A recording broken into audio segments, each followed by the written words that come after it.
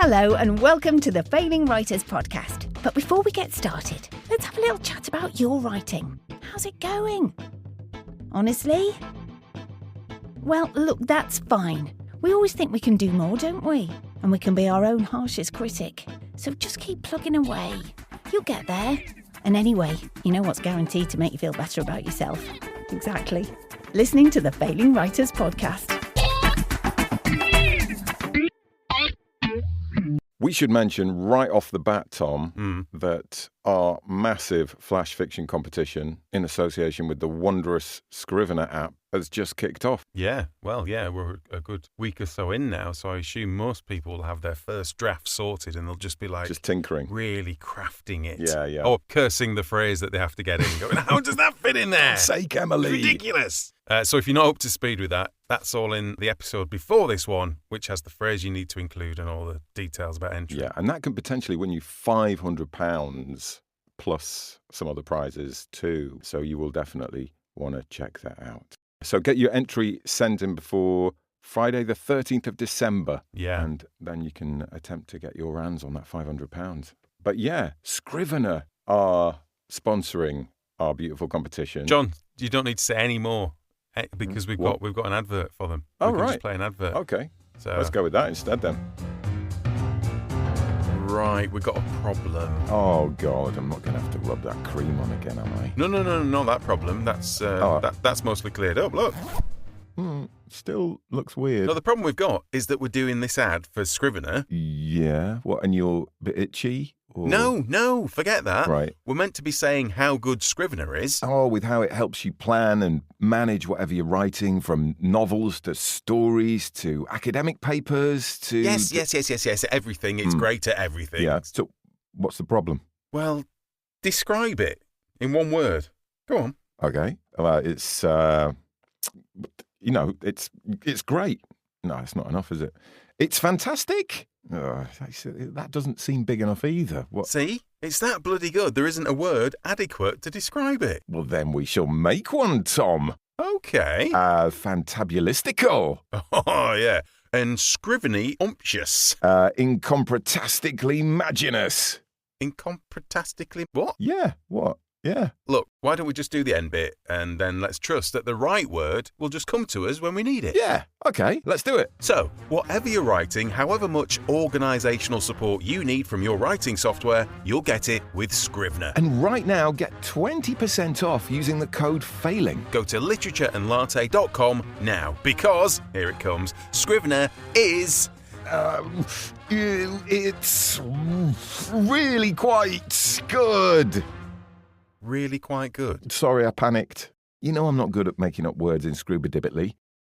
So yeah, huge thanks to Scrivener yet again for supporting us. Very nice of them. Very nice of them. Very nice of them. And if you haven't tinkered with Scrivener before, if you're writing or planning to write a book, I would massively advise you. Like, we are genuine fans of Scrivener. Yeah. We're not just getting them to sponsor the competition. We'd happily endorse them anyway. Probably shouldn't say that, actually, should we? Because they might not bother sponsoring us next year. Yeah, well, there's no need to give them any money. They just do it anyway. Yeah, forget we said that. Yeah, we are just doing it for the money.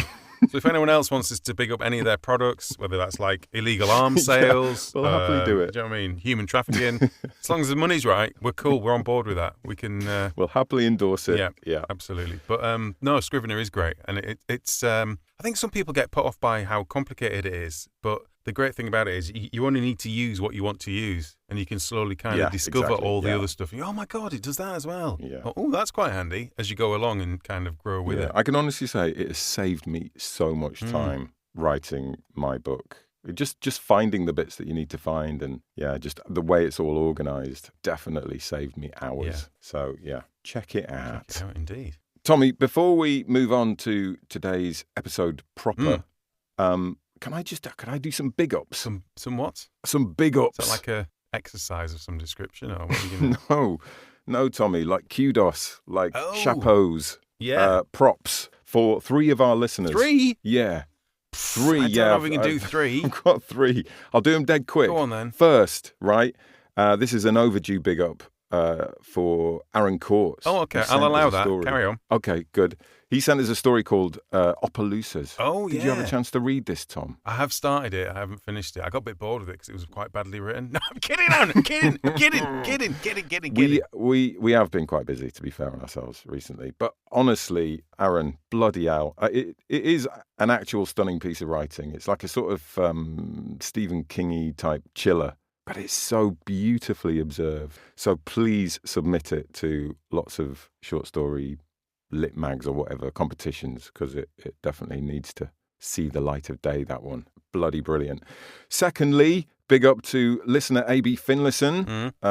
Just launched his new book, Rock Zombie. I'm about 2/3 of the way through, I think, and very much enjoying. It's a great premise. It's a young lad who dies after... I'm not giving anything away. This all happens right at the beginning. He dies after taking a very dangerous recreational drug right at the moment of his first proper sexual experience. And the central concept of the novel is that he then becomes both a ghost, like his conscious mind becomes a ghost, and his body turns into, well, a zombie, a kind of brain-eating zombie.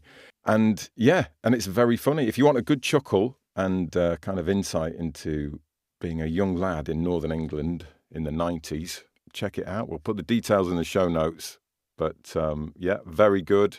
Kudos to you, mate. And finally, don't know if you clocked this, Tom, the email from Genevieve Daly. Oh, yes, I did. Sharpwords.uk. Sharp spelt with an E. Yeah. How would you describe it, Tom? It's like it's a website advertising a writing coach, isn't it? Yeah. And it all seems completely above board to me. All we can do is recommend that people check it out for themselves. Yeah, I think really. so, yeah. Yeah, no, it's very informative. It's very Flora Opal. Yeah. That's what it's I of said. that school, isn't it? But yeah, get that checked out. It's it's basically a writing coach who gives feedback on revered works of literature. So have a little look at that, and I promise you a few chuckles. That is all going to be down in the show notes. Get them all checked out. Right, Tom, on with the show. Have you finished? I'm done, yeah. Lovely. I'm done now. I mean, you're assuming I've got none of our listeners I want to say thank you or hello to. Yeah, what have you got? What have you got? Nothing. Let's crack on.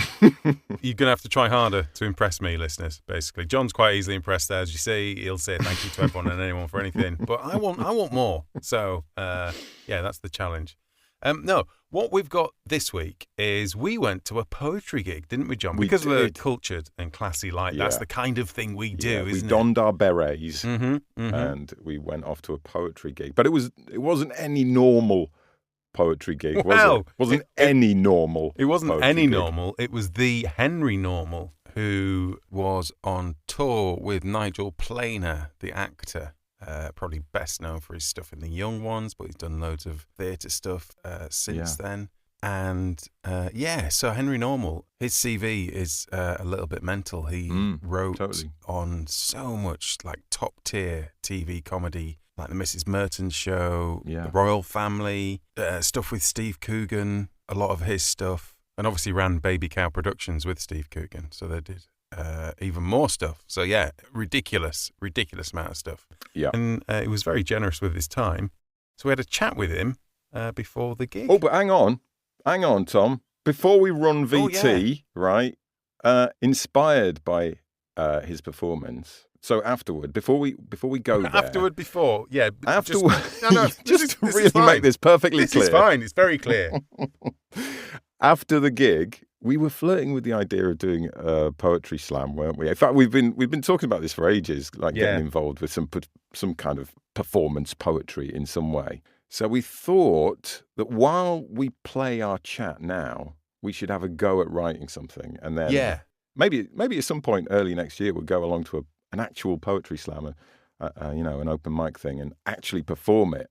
But in the meantime, should we have a go at writing something now? So what I thought would be fun is if we give each other the title for each other's poem, and then we have to go write it. That's nice. Yeah, I like that. So I've got 3 potential titles here, John. Okay. Do I choose, or I don't know? Are you just gonna? I tell you what, you say them out loud, and then if one is like just obviously once you've said it out loud is the one. I think I picked which one it has to be. Okay. So I thought either The Feather I Found in the Garden. So that might be quite sort of like poetic and fancy. Yeah. So not that one. But I've got a hole in my boot. Just thought that was a intriguing title. Could go in it, but not that one. We're not doing that. No, not that one. Good. I think this one's good. This could be. I think you could write this, and it will actually become like an award-winning. Oh, brilliant! Poem. Perfect. Oh, well, can't fail then, can I? Everything I learnt from dogs is true. That is my favourite. So thank you, Tom. I thought that would be right up your street. Yeah. You could do something with that. I can definitely do something with that. Yeah. I will sit with my dogs and be inspired by their weird, furry ways. Okay. Right, no, that's good. I've got a couple of ideas already. That's good, isn't it? That's a good sign. That is a good sign. You, Tom. Yeah. Yours is, I am always tired. What do you think of that? Not as pleased with that. It's well, you just you just said, so I've already had a couple of ideas. Nothing. I haven't. No, nothing. I guess it's quite open-ended, isn't it? It is. Yeah, I think so. Cool. Thanks. Right. Welcome. Well, do you know what? We'll do the interview now, and we'll get working on these. And then we'll come back and astound our listeners. Yeah. With our beautiful pieces of poetry.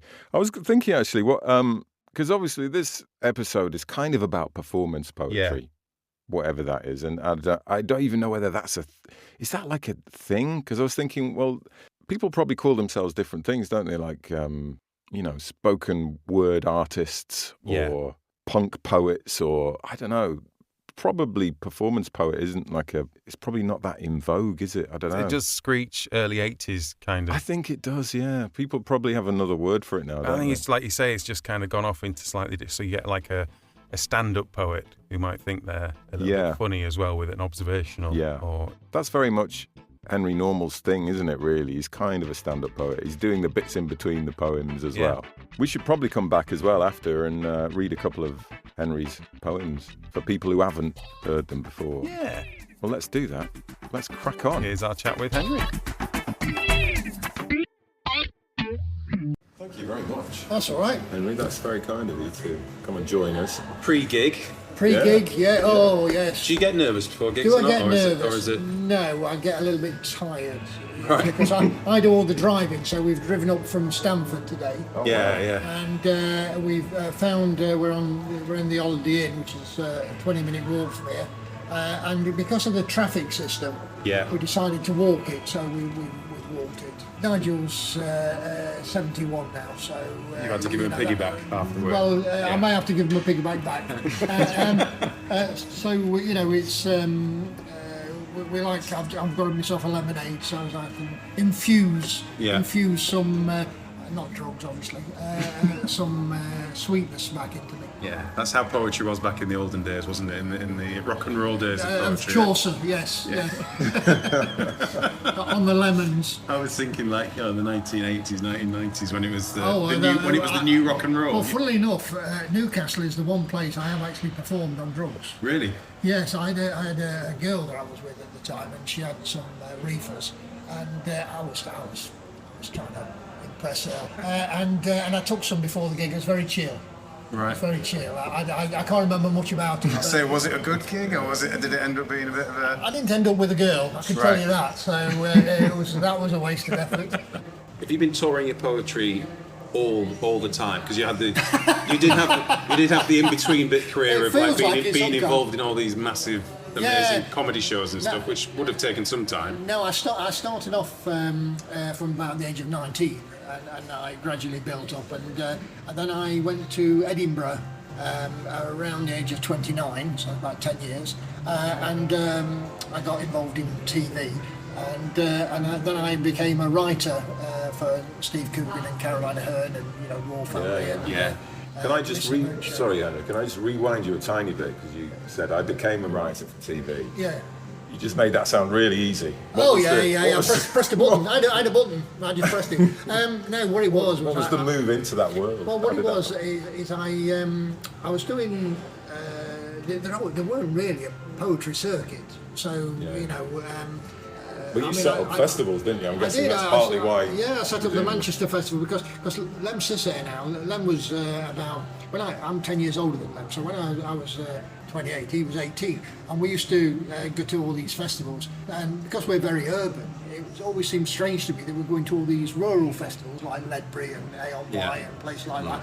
And there we were doing all this, you know, stuff about council estates and urban settings to people, you know, middle class people from rural backgrounds. So it seemed odd. So I set up about 30 years ago now the Manchester Poetry Festival.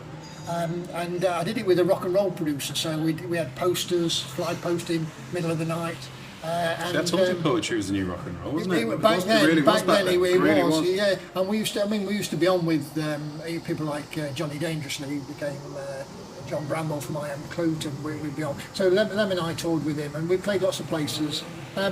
So you know, you had to play small theatres, or you had to play comedy clubs. So I got to meet all the people like, you know, like Steve Coogan and Caroline Aherne and Frank Skinner and Jenny Clear and Linda Smith and all these people on the circuit, and there became a sort of a mixed cabaret circuit outside London, where you could be on with a juggler, acoustic guitar and that sort of thing. So I played lots of those. So I did quite a lot of gigs. And I wouldn't play London that often, to be honest with you, because I couldn't be arsed. You know, you go all the way down there, and very often they want you on for 10 minutes, and you know, you've driven for 2 hours. You just think, well, I'm more a driver than I am a poet. And so I used to do all the northern ones. And when I went to Edinburgh, nobody had seen me. So I won an award up there. It's not an award I tell many people about, because it was the Daily Mail. Right. Young comedian of the year. And do you know what? It was the only time. Renowned for their appreciation of the arts. The only time they ever gave that award, and they never gave it again. So I'm the reigning Daily Mail. Is that pride of place on you know, in the trophy cabinet there? I've not even told Coogan yet. You're the first to know. And they gave me Channel 4 came and gave me a television show, which was quite weird because, you know, there was Steve and Caroline and Frank and all these people, and so I said, well, I want them all on it. So I tried to get all my mates on.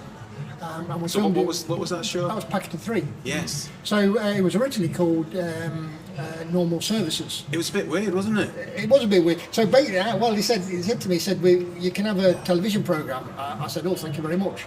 And they said, what is it? I said, oh, right, I've got to think of it. Oh, I see, yeah. So I said, well, let's do the Muppets. Nobody will know. We're doing the Muppets with me as Kermit, Frank as like Gonzo, stroke Fozzie, and I wanted Linda Smith to play the Miss Piggy role, but they said she wasn't big enough in her acting. That they wanted Jenny Clear, who turned out to be fantastic. So they made it the three of us, and during we did a pilot which was called Normal Services, and then I said, well, look, it's the three of us, we should have something that represents the three of us, so we called it Packet of 3, and then I got kicked off. Should have kept it in Normal Service, and you couldn't kick me off then, couldn't you? Always put your name in the title. Always put Bob Monkhouse. Yeah. So that continued without you then? I didn't. So they did a second series called Packing Them In, which got half the amount of viewers. So I take that as a triumph. Yeah, that's a win. That's a win. And the Daily Mail knew what they were on about, didn't they? Exactly. But before anybody knew, only I knew that I wasn't doing it.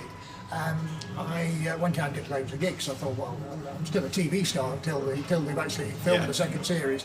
And then I got a radio show called Encyclopedia Poetica. And Steve asked me to write for him because he'd got a television show, and Caroline asked me to write for her because she's got the Mrs. Burton show. So I ended up, it was a good move to actually not do. Packet 3 was all right, he got 3.5 million viewers, but I felt a little bit like Bernie Winters, to be honest with you, or maybe even Schnorbitz. I was too chubby. You see, there was cool people like Vic and Bob around at the time. And I was very old-fashioned. You know, and I'm a little bit too friendly at times. And so I didn't think I was particularly good at performing the acting. So I was very happy to do the writing. And the thing is, in Manchester, with all these great comics, I was the only one with a computer. Right. So I had to write all the shows because nobody else could. So you were like the drummer. You were like the drummer. I was like the drummer. That's right. He can be in. It's like being the drummer for the Beatles and the Rolling Stones. It's like a massive supergroup. So I was working nights. I was working weekends. I was working lunchtimes. I was working all the time, trying to write all Steve's stuff Coogan's Run, Coogan's Run. Paul and Pauline Calf, Tony Farino, all that stuff at the same time as I was writing the Mrs. Burton Show and the Royal Family. So it was quite hectic, but I enjoyed it. It was quite lucrative. Yeah. And so I got into television that way. And then Steve said to me, "Do you want to set up a company?" So we set up Baby Cow. It was a way really of us working from home. That's what we thought, because as I lived in Brighton and he lived in Brighton at the time, and he got a daughter and got a son, and we thought, well, we could get home and see the family. Trouble is, you can't really make a lot of stuff in Brighton because there's not got the facilities. You haven't got the editing suites, you haven't got the studios, and you've got to keep people down. And when you bring people down, you have to put them up in hotels, and they were all expensive because it's Brighton and it's the seaside and you can't get in them. So we ended up, within a year, we had a London office, and I commuted to London for 17 and a half years for this gig that I thought would be a temporary. It'd be me going to see my wife more. Yeah. So that's how I got into television. And then, of course, once I was doing... How did you get out of it? How did I get out of it? Yeah. Well, we set up the company, and it was lovely working with all the different people, and I loved, sort of instilling a little bit of poetry into the shows, and a bit like being a dad, being the boss of a firm. So that was quite nice, and I got to work with lots of really, funny and intelligent people like Julia Davis. We did lots of shows with Rob Brydon, Ruth Jones, the Bush, lots of these people.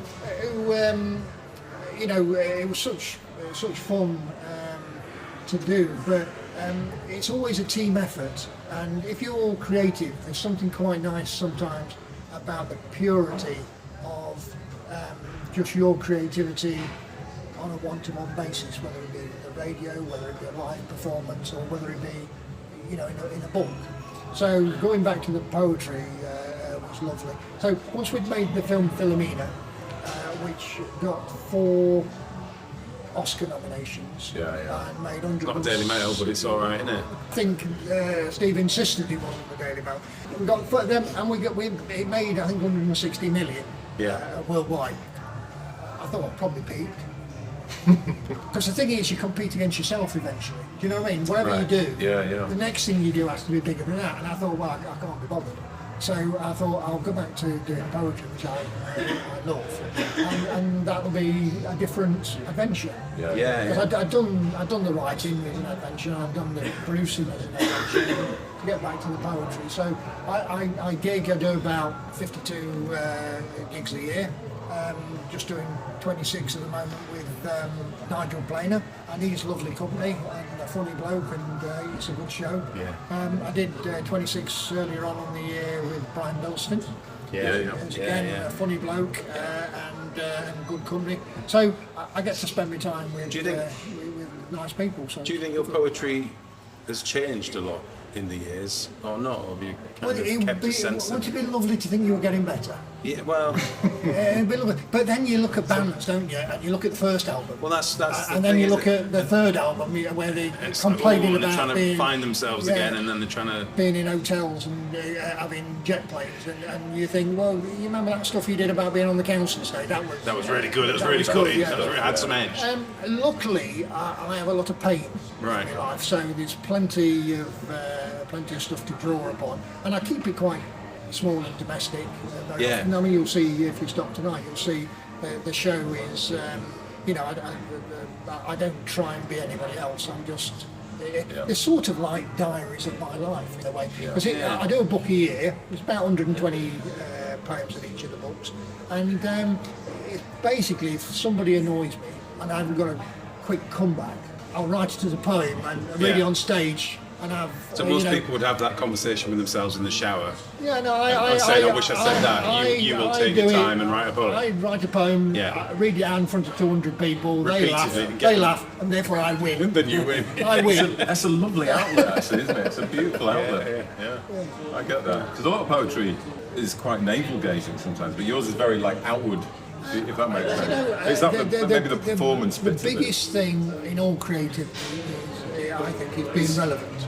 So you want to feel that the conversation you're having with yourself or with the audience in any way is the conversation to be having. If you're having a conversation about the dry stone walling in the 17th century and everybody else is thinking about...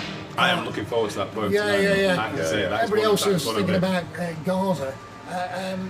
You're doing the wrong thing. Yeah, you're not talking to them. So I like to, like everybody else, I get the same news, I get the same, problems with, going to the dentist and dogs shitting on my feet and all the things everybody else goes through. So hopefully there's a relevance to that. Yeah. Should I be arrogant enough to say what I call Henry's poetry? No, it's nice. It's a nice term. Right. Yeah. I said your poetry is melanchomic.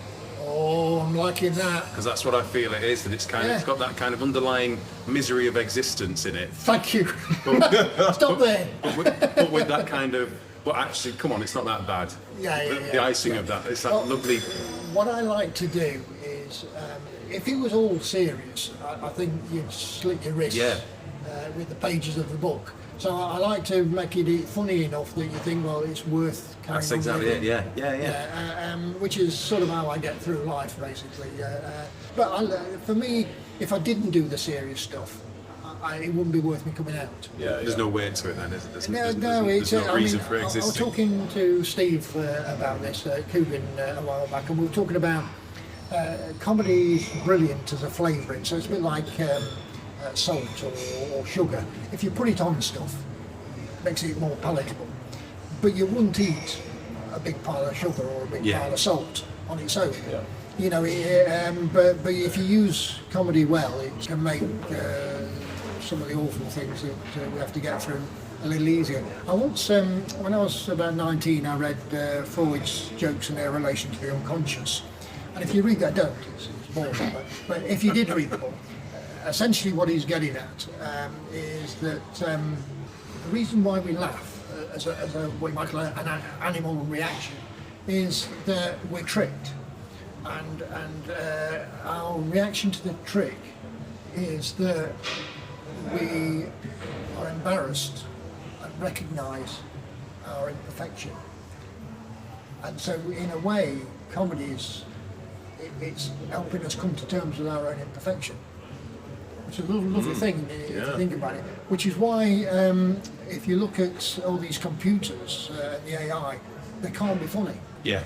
If you try and get a joke out of them, it's always a pun. They can't do situation funny. Right. So there's a joke I heard when I was about 7 years old. A bloke goes into a shop and he says, "Could I buy a wasp, please?" And the man says, "We don't sell wasps." He says, "Well, you've got one in the window." Right. Now that it's quite a simple joke, but the understanding of why we laugh at that, computers don't have. Yeah. Because they can't make that observation and tie the two together and leave you the space to see what's missing. Yeah, to complete the circle. They can do puns because puns are just a play on words, and I think probably that's how we'll beat Terminator at the end of the day. Yeah. We won't have dogs. We'll just have comedians. And if they don't laugh, or if they laugh in the wrong place, we'll know that they're Terminators. That'll be our way out of it. Brilliant. I like that idea of the flavouring. You also, the other thing you often drop in to your sets is you'll always do like a little sweet love poem about Ange. And it's really nice to have that, there's a little bit about how crap the world is sometimes, a little bit about the things that annoy you, like biscuits or whatever. Well, it's the small victories, isn't it? I always remember watching Porridge, and you can't win at the end, you can't beat the system in the end, but it's the small victories. And love is one of the best small victories that we have. So always a bit of love. Does she like them? And and some of the best ones are just insulting things she said to me that I've made rhyme, basically. I mean, at the end of the day, that is what poetry is all about, isn't it? Well, that's, but there is something nice. I mean, there's a line in the Dead Poets Society where it says history and geography and all these things are, how we live. But poetry is why we live. And there is something. There's just a different layer to poetry where, if done right, and if we're sensitive to it, it can sort of, it's just good for the soul. Yeah, I would agree with that. Yeah. More so than a knob gag. It's a balance, isn't it? The balance. Yeah. Well, yeah, but it's good to slip one in now and again. Good poem ended in a knob gag. There you go. What you've got there is you've got your dinner and your pudding. Is that something we can look forward to tonight? Or? I would hope so, yes. Well, Henry, thank you so much for spending the time before your gig to have a quick chat with us. It's been absolutely fascinating. It's a pleasure. Really, really appreciate it. Yeah, thanks a lot, mate. Cheers. Have a good gig. See you later. Thank you, Andrew. Stopping for a show. Absolutely, yeah. Oh, yeah. Good, you'll We enjoy have to buy it. tickets to get in to see you, so we're going to have to. Yeah, all right.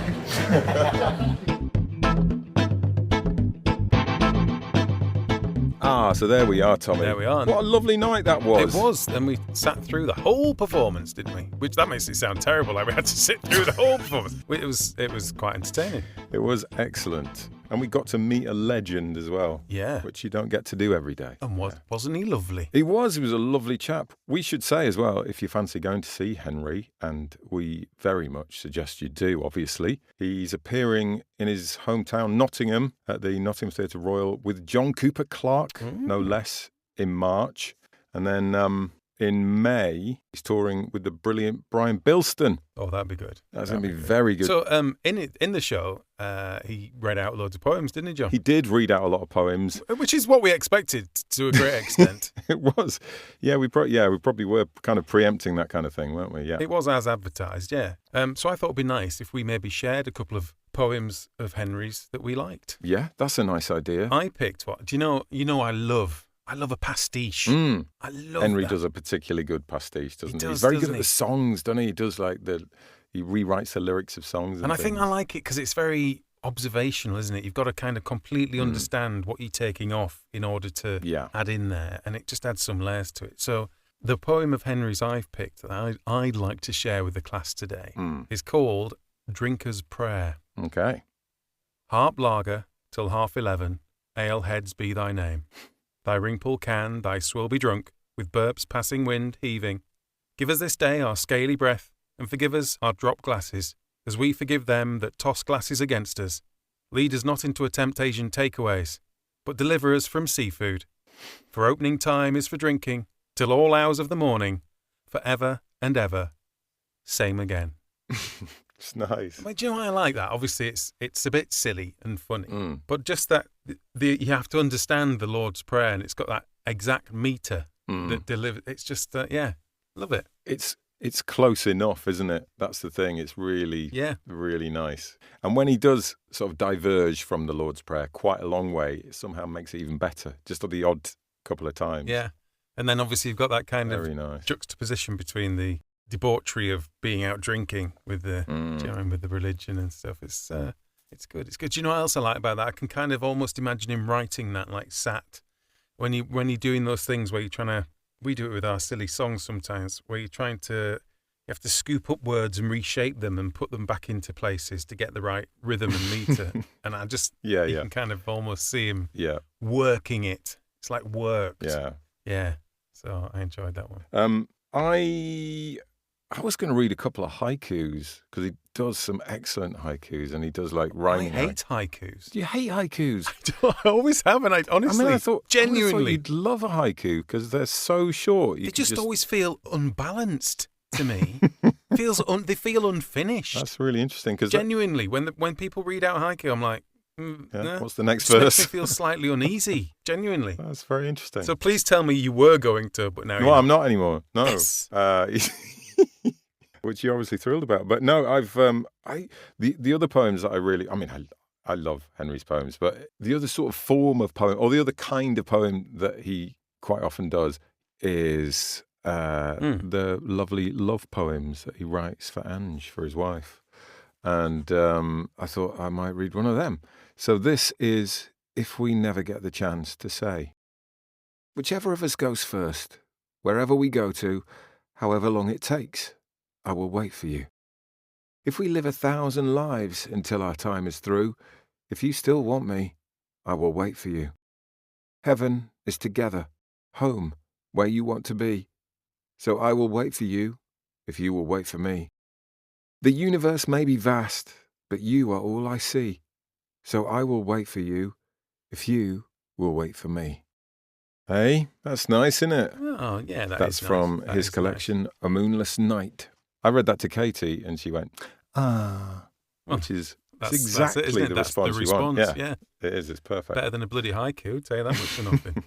So, following on from that, Tom. Do you know what would be really foolish to do now, John? Do you know what would be really, really stupid? What, Tom? Almost self-destructive. Would be for us to wheel out some poems that we've hurriedly written while that interview was on. And place them right next to Henry's well-crafted, well-thought-out It would be funny, though, wouldn't it? I mean, it might give some contrast, wouldn't it? Yeah. Here comes a little bit of poetry. It could be good, it could be bad, we'll see. You never know with the failing writers. Could be nice or could be shite, but whatever they write, it's always intriguing. Often get the feeling they're well-meaning. Have they hit the ceiling? Are their words appealing? Yes, they're super-duper strings of lovely words you heard. When you listen, you won't want to miss their poetry. I think this is the reason people listen to this show as well. Like watching a car crash or something. Yeah. Yeah. Just a little make bit. themselves feel better about themselves. I'm actually genuinely embarrassed about reading mine out. Oh, really? Brilliant. Yeah. Oh, this has got so much better.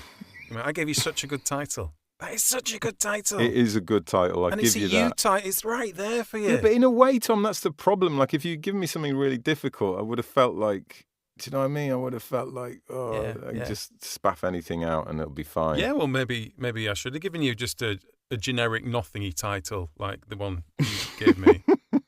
Hey, that was a good title for me. Was it? I was feeling particularly tired that week. Right. I'll tell you what.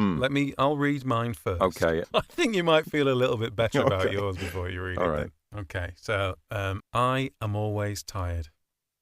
I tried to write a poem today until I borrowed one of the fingers poised teasing the little lines under F and J to try and milk the tiredness from my eye.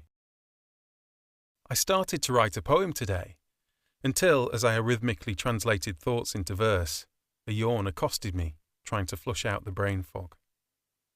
I nearly finished writing a poem today, until I...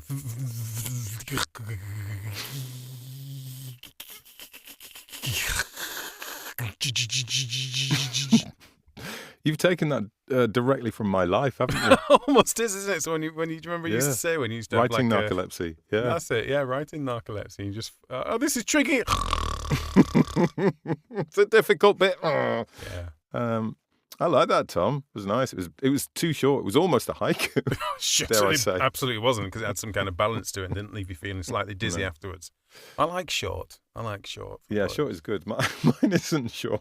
You'll be surprised to hear. I almost want it now to be a haiku instead. Yeah, I bet. At least a haiku is short. I'll give it that. No, it's funny. You can tell that this poem, like what I did is I jotted down any kind of ideas I had, and then I just stuck them all in and didn't really edit it. I think you can tell that's what I've done.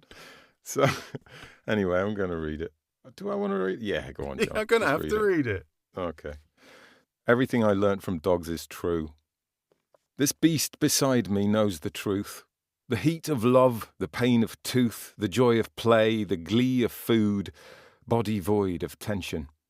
For dogs will never get their kicks from any little box of tricks with endless videos and pics and scrolls of global politics. They don't care for hearts or clicks. They'd happily swap their likes for licks and a moment of your attention. The only tweets that make them howl come out the beaks of winged fowl, 'cause all that hate would make them scowl with pure incomprehension. 'Cause dogs don't give a toss for X. Just sticks and socks and snacks and sex. And heck, what fun if instead of text, we all just humped each other's legs. Just thought that's worth a mention. The object of their idolatry ain't a church or monastery, ain't economic policy. They'll tell you for the modest fee of a stinky bit of rotten brie that you are all they long to see. So discard that dumb invention. 'Cause dogs love with nobility, see? Don't care if you smell of cheese, if you're bald or ill at ease. They're blind to disabilities, just happy sitting on your knees in absolute contentment. Life is short, there's lots to do, so get outside and go pursue the untamed love inside of you. Be more dog and don't eschew a joyful lazy afternoon or a massive shameless outdoor poo, 'cause everything I learnt from dogs is true. I enjoyed that, John. Oh, It's thanks, good. man. It felt like you needed to be stood on a stage in a virtually empty pub Yeah, well, that's what I was going for. I was going for the performance poetry. with a hat on that only people who've studied the Soviet Union in depth would know what the hat is called. Yeah, kind nice. of hat. Do you think that's what it's like? Do you think that is Yeah. the kind of feel of a performance poetry night? We've never actually done one, have we? I don't think I've... Do you know what? I think I did when I was like 17. I think there was a couple of young people's poetry nights knocking around. I think I might have gone to one then. Yeah. Didn't actually perform or anything. Just went to support. But we're going to do it, aren't we, Tom? Yeah. We should mention to listeners, if any listeners out there know of a local one and want to invite us along, send us a message. Yeah. Drop us a line. Let us know. If you're relatively nearby or we happen to be passing, Yeah. that might be quite a nice thing to do. Come and join your poetry night. So let us know. Otherwise, we'll just be searching around looking for one. It could be quite interesting. I think Katie's quite up for doing it as well, actually. Brilliant. Well, we could get a little troupe. Get a little troupe Because together. if we get enough people there that are within our group, Yeah, it'll just be us. and they can just all clap. Do you mean they can be like, Yeah, we can yeah. create a feeling, vibe in the audience that people should be clapping regardless of the content. Almost like, God, that must be good because everyone's like everyone else is whistling. getting really into it. Yeah. It's a good shout. No, I enjoyed that, John. Oh, thanks, Tom. I do enjoy writing a poem as well. Yeah, I do. Yeah, it's quite freeing, isn't it? Yeah. So there we go. Poetry. Done. Isn't it? Yeah. So next episode, right, I think, and we haven't actually set this in stone yet, but it sort of depends on various factors, but I think our next episode might be about the future readers and writers across the nation. Oh, yeah. It's a bit of a weird one. It's a bit of a call to arms, a bit of a wake-up call, I'm hoping, but also a kind of celebration of the talent of young people, the talent in our schools, young writers, and also teachers as well. Yeah. But yeah, just as a kind of a little build-up to the next episode, you might have sensed, listeners, for some years now, there's been a kind of gradual decline in the subject of English. And there are fewer kids reading and fewer kids writing. In fact, you posted a thing on Twitter recently, didn't you, Tom? Read us that headline from The Guardian. Report finds shocking and dispiriting fall in children reading for pleasure. Yeah, that's a depressing headline, isn't it? Yeah. Anyway, so Tom and I, we were thinking enough is enough. If no one else is going to do anything about it, it's time to take matters into our own hands. Yeah. Isn't it, Tommy? That'll definitely make a difference. That's it. So me and Tommy are single-handedly going to save English because that's what we do. Because if you think about it, we should all care about this. Because if there's no one reading books, then there ain't a lot of point in writing them, is there? So join us next time as we talk to teachers, talk to English expert and some young writers about how we bring the zing back to English. Have you finished now? You got off your high horse? You got off your soapbox? For now, Tom. For now. Until next week. You've been warned, listeners. You've been warned. Hello. Hello. Where's everybody gone?